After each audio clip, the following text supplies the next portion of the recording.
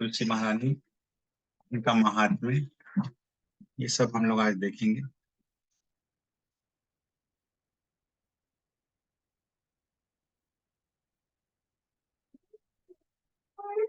हम लोग एक और ऑप्शन है, एक्चुअली हम लोग साधु संग भी देख सकते हैं कि क्या है महिमा साधु संग की, वो भी देख सकते हैं।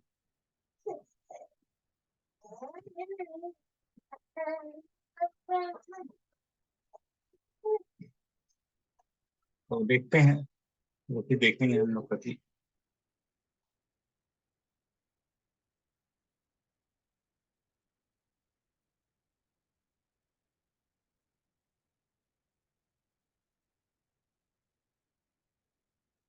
तो तुलसी महारानी का महात्म्य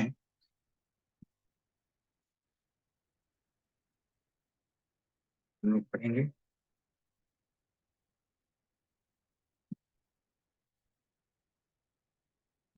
पढ़िए कंचन मुझसे। श्रीमती तुलसी महारानी का महात्मा वृंदा देवी राजा केदार की कन्या के रूप में प्रकट हुई और उन्होंने वन में तपस्या की, जिसके कारण स्वरूप उस स्थान का नाम वृंदावन पड़ा। श्रीमती वृंदा देवी के आविर्भाव संबंध में ब्रह्म वैवर्त पुराण के श्री कृष्ण जन्म खंड के 86वें अध्याय में स्वयं परम भगवान श्री कृष्ण अपने मुख कमल से विस्तृत वर्णन करते हैं। भगवान श्री कृष्ण को उनके पिता नंद महाराज अत्यंत उत्सुकता पूर्वक राजा केदार की कन्या के विषय में श्रवण कराने की जिज्ञासा करते हैं। नंद महाराज कहते हैं, हे कृष्ण, मुझे उनके वंश और चरित्र के विषय में विस्तार पूर्वक बताओ। नंद महाराज की इन उत्साहवर्धक वचनों को सुनकर परम भगवान श्री कृष्ण केदार राजा की कन्या के रूप में प्रकट हुई वृंदा के दिव्य कार्यकलापों का वर्णन करने लगे। हे पिता, इस सृष्टि के आरंभ में ब्रह्मा के पुत्र स्वयंभू मनु हुए और उनकी पत्नी का नाम शत्रुपा था। उनके पुत्र प्रियव्रत और उत्तानपाद हुए और उत्तानपाद के महायशस्वी पुत्र ध्रुव हुए। उनके पुत्र नंद श्रावणी और इनके पुत्र राजा केदार हुए। राजा केदार महान विष्णु भक्त एवं सातों द्वीपों के अधिपति थे। उनकी रक्षा के लिए भगवान का सुदर्शन चक्र उनकी सभा में सदैव उपस्थित रहता था। स्वयं वरुण देव केदार राजा के को 9 लक्ष गायें, स्वर्ण भूमि, अश्व, हाथी एवं उत्तमोत्तम मणि, हीरे, माणिक्य आदि प्रदान करते थे। केदार राजा प्रतिदिन इन सब मूल्यवान वस्तुओं का दान ब्राह्मण और वैष्णव में करते थे। वे सब की अभिलाषा को पूर्ण करने वाले थे। प्रतिदिन प्रातः काल से लेकर संध्या काल तक ब्राह्मणों को भोजन एवं दान प्रदान करते थे। इस प्रकार से अत्यंत उदार एवं विष्णु ऊपर कीजिए भक्ति परायण राजा इंद्रिय निग्रह करके अत्यंत सरल जीवन व्यतीत करते हुए सदैव श्री भगवान के दिव्य नामों का जप करने में निमग्न रहते थे। एक दिन वे भगवान विष्णु की प्रसन्नता के लिए एक यज्ञ कर रहे थे। तब उस महान यज्ञ कुंड से वृंदा का जन्म हुआ। कमला कल्या जाता यज्ञ कुंड समुद्र भवा, वही सुधाम सुखधाना रत्न भूषण भूषिता। लक्ष्मी देवी की अंश स्वरूपा कामिनियों के में सर्वश्रेष्ठ कमल नयनी कन्या के रूप में उनके यज्ञ कुंड से प्रकट हुई। उस युवती के शरीर पर अग्नि द्वारा शुद्ध किया वस्त्र था और वह रत्न जड़ित आभूषणों से विभूषित थी। प्रकट होने के उपरांत उस कन्या ने राजा केदार को कहा, हे महाराज, यज्ञ कुंड से प्रकट हुई मैं आपकी कन्या हूँ। राजा ने उनकी अत्यंत आदर एवं सम्मान से पूजा की एवं उन्हें अपनी पत्नी को समर्पित कर दिया। तब से वह सुखपूर्वक वहां निवास करने लगी। कुछ दिनों पश्चात वह कन्या हर्षपूर्वक अपने माता पिता की आज्ञा लेकर तपस्या करने के लिए यमुना के तट पर स्थित रमणीय पुण्यवन को चली गई। केदार राजा को इन्हीं कन्या का नाम वृंदा है। वह तपस्या का स्थान उनका तपोवन था, इसलिए उसे वृंदावन कहते हैं। वृंदा ने इन वन में लंबे समय तक तपस्या की और उनकी तपस्या से संतुष्ट होकर स्वयं ब्रह्मा उस स्थान में गए। तब वृंदा ने वरों में श्रेष्ठ कृष्ण को अपने पति के रूप में प्राप्त करने का वर मांगा। तब ब्रह्मा ने उन्हें वरदान दिया कि कुछ काल के पश्चात वह भगवान श्री कृष्ण को पति के रूप में प्राप्त करेगी।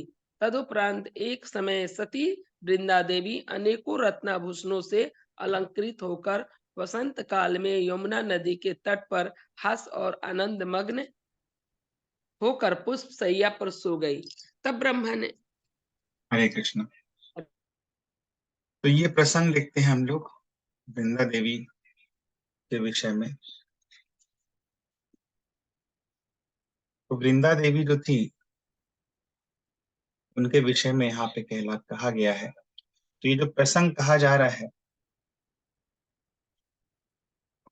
उसके विषय में अभी हम लोग कुछ प्रश्न उत्तर करेंगे।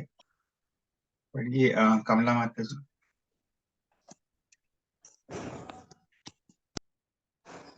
हरे कृष्ण। होकर पुष्प शैया पर सो गई। तब ब्रह्मा ने वृंदा की परीक्षा लेने हेतु धर्म को एक परम सुंदर तरुण ब्राह्मण के रूप में उसके निकट भेजा। तब वृंदा ने उस निर्जन वन में चंदन चर्चित और रत्नों से विभूषित ऐसे अति उत्तम नव युवक को देखा। वृंदा ने उनकी पूजा एवं प्रणाम करके कंदमूल और फल आदि प्रदान करके उन्हें भोजन कराया। विप्रूप धारण करने वाले उस परम सुंदर तरुण ब्राह्मण ने उनकी पूजा स्वीकार करके वृंदा को असहनीय और अरुचिकर वाक्य बोलना आरंभ किया। धर्म ने कहा, हे मनोहरे, तुम किसकी कन्या हो और तुम्हारा नाम क्या है? इस एकांत निर्जन स्थान में तुम क्या कर रही हो? हे सुंदरी, तुम क्या चाहती हो और क्या तपस्या कर रही हो? तुम्हारे मन में जो अभिलाषा हो वह वरदान मुझसे मांगो। इस वचनों को सुनकर वृंदा ने कहा, हे ब्राह्मण, मैं केदार राज की कन्या वृंदा हूँ। इस निर्जन वन में श्री हरि की प्राप्ति करने के लिए मैं तपस्या कर रही हूँ। श्री हरि मेरे पति हूँ। इस एक में परम वांछित वर को यदि आप प्रदान करने में समर्थ हैं तो आप मुझसे इस परम वर को दे दीजिए। यदि आप यह वर देने में असमर्थ हो तो आप यहाँ से प्रस्थान कर सकते हैं। तब विप्र रूपधारी धर्म ने कहा, हे वृंदे, जो भक्तों पर अनुग्रह करने हेतु विग्रह रूप धारण करते हैं, ऐसे भगवान को पति मानने के लिए लक्ष्मी एवं सरस्वती के अतिरिक्त और समर्थ होगी। मैं वैकुंठ चतुर्भुज भगवान की ये ही दो भैयाए हैं। भार्याएं हैं। भार्या यानी कि पत्नी। भाइयाए हैं। गोलोक में जो द्विभुज वंशी बजाने वाले किशोर श्याम सुंदर कृष्ण श्री राधा के पति रूप में निवास करते हैं। ब्रह्मा उस कृष्ण का जन्म जन्मों तक भजन करने पर भी यथार्थ रूप में उनको जान नहीं पाते। शिव जी भी अपने पंचमुख में सदैव उनकी स्तुति करते हैं, परंतु उनको नहीं जान पाते, तो अन्य किसी विधि से उन्हें जाना जा सकता है। देवी दुर्गा, वसुंधरा, गणेश, कार्तिकेय अनेक मुनि उनका भजन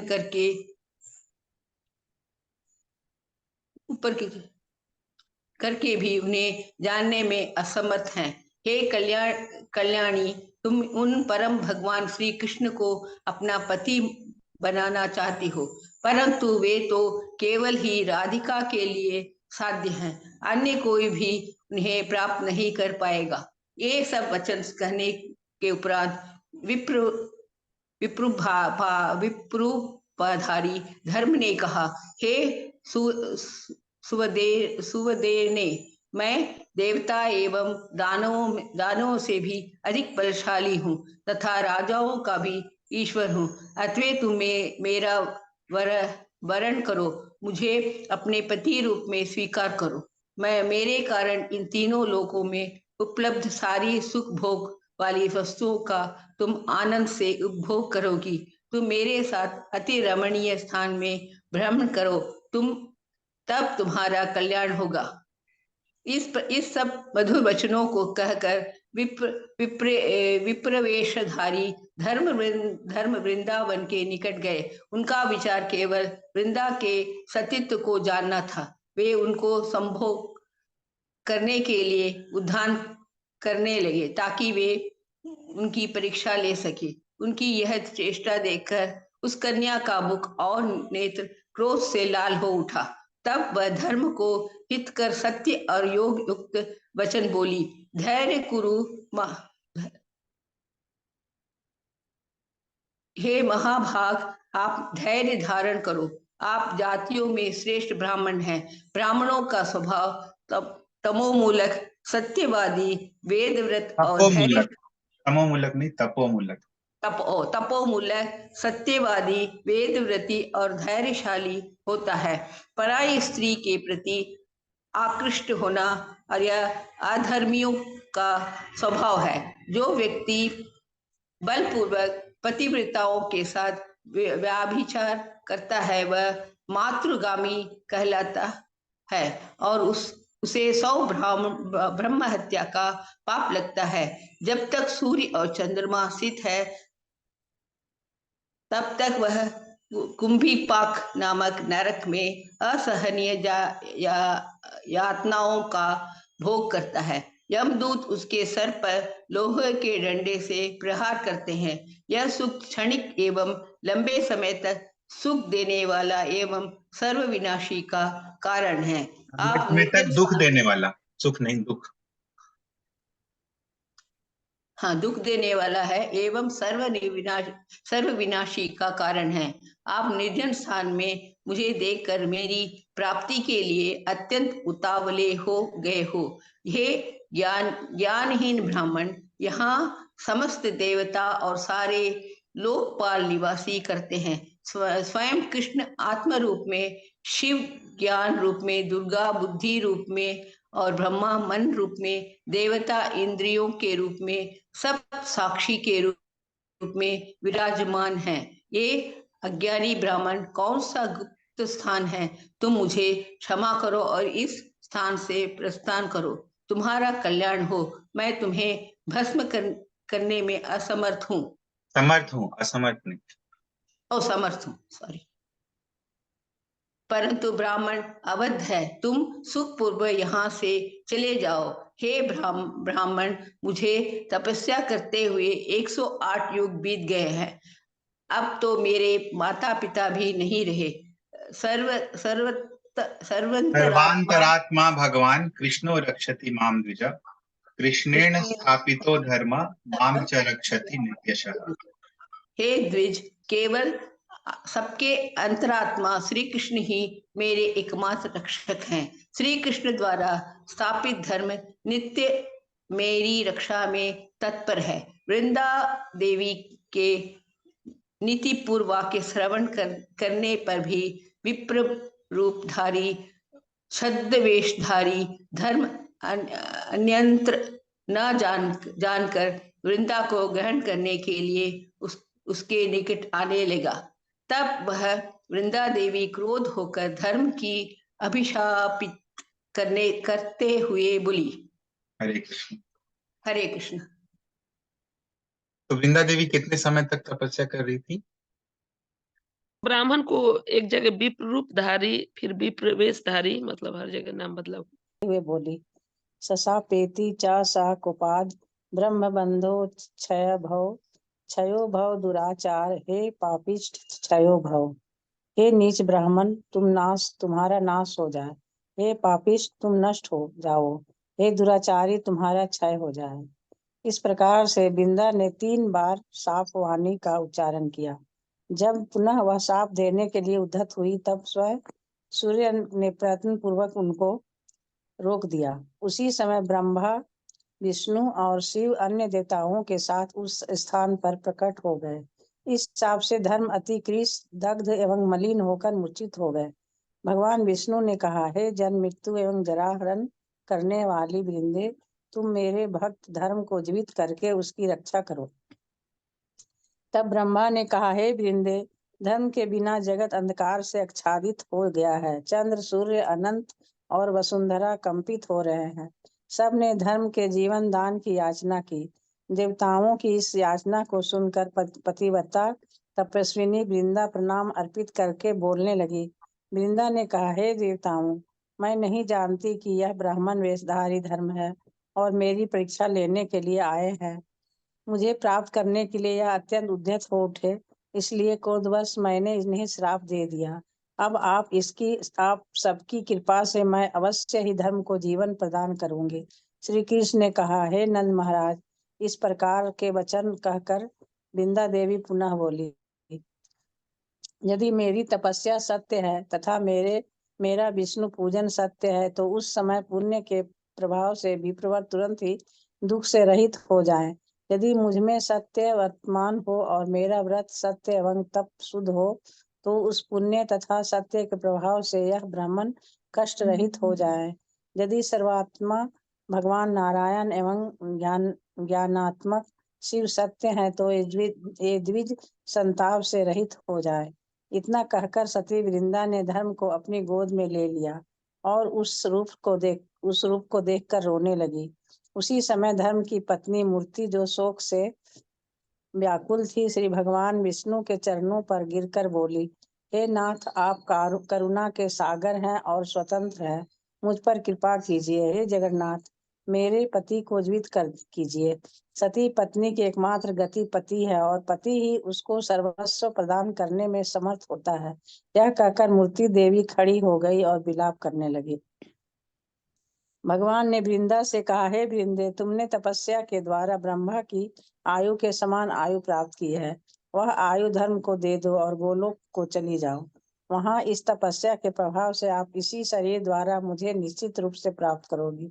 आप 12 कल्प में गोलोक वृंदावन में इसी ब्रज मंडल में जन्म ग्रहण करोगी और दिव्य रास मंडल में राधा एवं गोपियों के संग में मुझे प्राप्त करोगी। भगवान के इस वचनों को सुनकर सुंदरी वृंदा ने धर्म को अपनी आयु प्रदान की। तब धर्म पूर्ण रूप से खड़े हो गए। उनके शरीर की कांति तप्त कांचन की भांति चमक रही थी और उनका सौंदर्य पहले की अपेक्षा बढ़ गया था। तब धर्म ने भगवान विष्णु को प्रणाम किया। पुनः वृंदा देवी ने कहा, हे देवताओं, मेरे वचन जिनका उल्लंघन करना कठिन है, आप सावधानी पूर्वक श्रवण करो। मैंने क्रोधवश 3 बार क्षयो भव तुम्हारा नाश हो जाए ऐसा वचन कहा और पुनः कहने जा रही थी, परंतु सूर्य ने मना कर दिया था। उसका फल यह होगा कि यह धर्म सतयुग में जैसा पहले परिपूर्ण था, उसी प्रकार इस समय भी रहेगा। परंतु त्रेता में इसके 3 पैर, द्वापर में 2 और भयावह कलयुग में प्रथमांश में एक पैर ही रहेगा। पुनः सतयुग आने पर धर्म परिपूर्ण हो जाएगा। मेरे मुख से 3 बार क्षय शब्द निकला है, इसलिए उसी क्रम से यह क्षय भी होगा। मन में पुनः कहने का विचार करने पर सूर्य ने मुझे रोक दिया था। इसी कारण वह धर्म कलयुग की समाप्ति में कलामय ही रह जाएगा। परम भगवान श्री कृष्ण ने नंद महाराज से कहा, हे पिता, इस प्रकार से वृंदा के इन वचनों के उपरांत अत्यंत वेग पूर्वक गोलोक धाम से एक सुंदर एवं शुभ रथ वहां उपस्थित हुआ। सारे देवताओं ने उसका दर्शन किया। उस रथ का निर्माण अमूल्य रत्नों के द्वारा हुआ था। वह उत्कृष्ट रत्नों, माणिक्य, मुक्ता वस्त्र और रत्न जड़ित दर्पणों से विभूषित था। उस रथ को देखकर श्री वृंदा ने भगवान विष्णु, शिव, ब्रह्मा तथा समस्त देवताओं को प्रणाम किया और गोलोक धाम को चली गई। तत्पश्चात सभी देवतागण अपने अपने स्थान को वापस चले गए। भक्ति रसामृत सिंधु अध्याय 26 में कहा गया है कि कृष्ण के आकर्षक स्वरूप का वर्णन वृंदा ने किया है, जो एक ब्रज गोपी है, जिनके तप स्थल का नाम वृंदावन नाम पड़ा। वृंदावन वन शब्द वन शब्द का अर्थ है जंगल।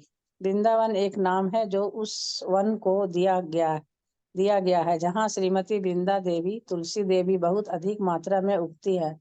चैतन्य चरितामृत मध्य 17.193 रसाचार्य श्रील रूप गोस्वामी ने श्री राधा कृष्ण गणोदेश दीपिका में कहा है कि जब भगवान श्री कृष्ण द्वापर युग में इस धराधाम पर अपनी दिव्य लीलाएं करने और अपने पार्षदों के साथ आए तो वृंदा देवी चंद्रभानु की कन्या रूप में प्रकट हुई। वे कृष्ण की संदेशवाहक दूत कुंजों की निर्माण व्यवस्था एवं आयुर्वेद में सुनिपुण है।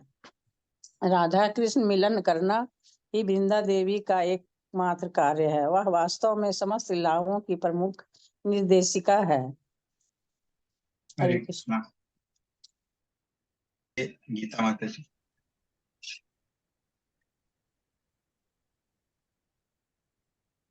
श्रील विश्वनाथ चक्रवर्ती ठाकुर वृंदा दिव्याष्टकम में कहते हैं, स्वम कृतसे सात्वत क्या बोले प्रभु जी? स्वम कीर्तसे सात्वत तंत्रा विधि भी लीला विधाना किल कृष्ण शक्ति है। हे वृंदे, शाश्वत तंत्र आदि शास्त्रों में आपको श्री कृष्ण की लीला शक्ति कहा गया है। वृंदावन में भगवत सेवा की पूर्णता के लिए हर पशु पक्षी वृंदा देवी के आदेशों का पालन करते हैं। वृंदा दिव्याष्टकम में कहा गया है, त्वयाज्ञया पल्लव पुष्प भृंग मृगा दिव्य माधव केली कुंज है। तुलसी, आपके आदेश से वे कुंज जहाँ श्री माधव अपनी लीलाओं का आनंद उठाते हैं, भंवरों, खिलते हुए फूलों, हिरण, मधु एवं अन्य वस्तुओं द्वारा भव्य रूप से सुशोभित या अलंकृत है। इसी का वर्णन अभिराम लीलामृत में आता है। वृंदा रसेवित से ही है वृंदावन, वृंदा आज्ञाकारी आदि पशु पक्षी गण, सुख सारी कोकिल आदि मयूर मयूरी, राधा कृष्ण लीला देखी बूले नृत्य करी। वृंदा देवी के द्वारा सेवित ही श्री वृंदावन है, जहाँ सारे पशु पक्षी सुख सारी कोकिला मयूर इत्यादि वृंदा देवी के आज्ञाकारी हैं एवं वे राधा कृष्ण की लीलाओं को देखकर नृत्य करते हैं। श्रील रूप गोस्वामी पाद श्रीमती वृंदा देवी का विस्तृत परिचय देते हुए कहते हैं, तप्त कांचन वर्णाभा वृंदा कांति मनोहरा, नील वस्त्र परिधाना मुक्ता पुष्प विराजिता, वृंदावन सदा वासा नाना केली रसोत्सुका, उभयो मिलन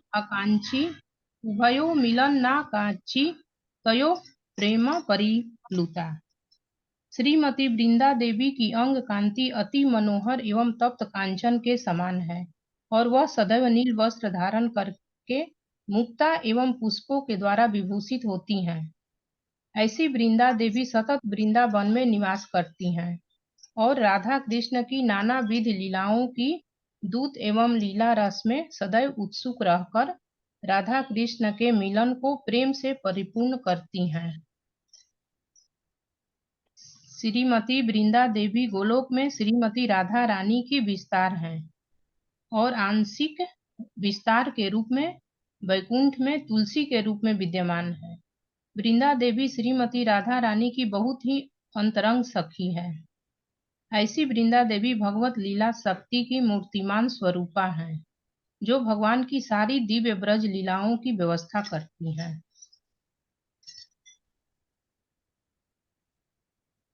तुलसी वृंदा देवी का वृंदा कुंड। श्री श्री राधा कृष्ण गणोदेश दीपिका में श्रील रूप गोस्वामी जी ने कृष्ण की गोपी दूतों में वृंदा देवी का श्रेष्ठ गोपी दूत के रूप में वर्णन किया है। वृंदा देवी वृंदावन स्थल के लक्षणों या भूगोल को निपुणता पूर्वक जानती हैं। वे वहां के प्रत्येक कुंज और उद्यान से घनिष्ठ रूप से परिचित हैं। वे वनस्पति विज्ञान से पूर्णतया परिचित हैं। समस्त गोपी दूत श्री श्री राधा एवं कृष्ण के अत्यधिक प्रेम से पूर्ण है, परंतु उन सभी में वृंदा देवी श्रेष्ठ है। उनका रंग पिघलते सोने के सदृश सुंदर है। वह नीले रंग के वस्त्र धारण करती हैं और मोतियों तथा पुष्पों से सुशोभित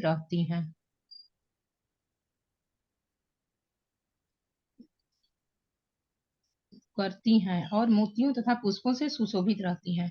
श्री रघुनाथ दास गोस्वामी ने ब्रज विलास स्तव में वर्णन किया है कि वृंदा देवी राधा कृष्ण की लीलाओं के दिव्य वाद्य वृंद की संगीत रचयिता है।